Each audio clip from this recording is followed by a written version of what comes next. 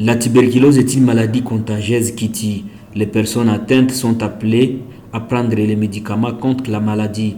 La journée internationale de lutte contre la tuberculose est célébrée sous le thème Oui, ensemble, nous pouvons mettre fin à la tuberculose en République démocratique du Congo. Un accent particulier sera mis sur l'implication des hommes en général et en particulier des populations vulnérables. Le gouvernement est appelé à mettre en place les moyens nécessaires pour lutter contre cette maladie sans l'appui des partenaires internationaux qui peuvent partir à n'importe quand. ELNAC encourage les personnes qui toussent à faire le dépistage car la maladie est dangereuse. Oui, ensemble, nous pouvons vaincre la tuberculose.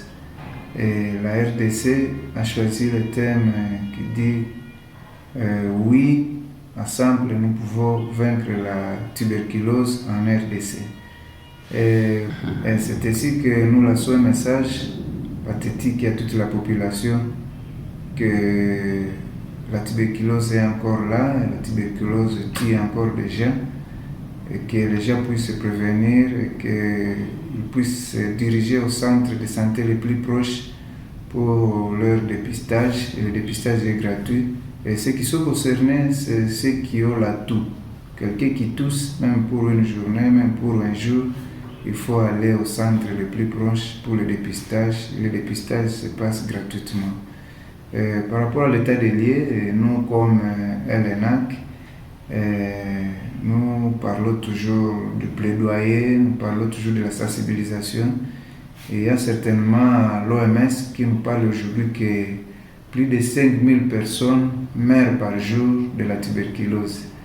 C'est que c'est encore un problème sérieux au niveau mondial. Et la RDC est parmi les 30 pays qui paient le lourd tribut de cette maladie, la tuberculose, parce qu'il y a des maladies qui viennent aussi comme co-infection, qui, pour le malade tuberculeux, il peut encore avoir d'autres maladies comme le VIH-Sida. Il peut encore, comme même pour le cas de diabète, les diabétiques sont aussi exposés. Il y a le malade pour la COVID-19.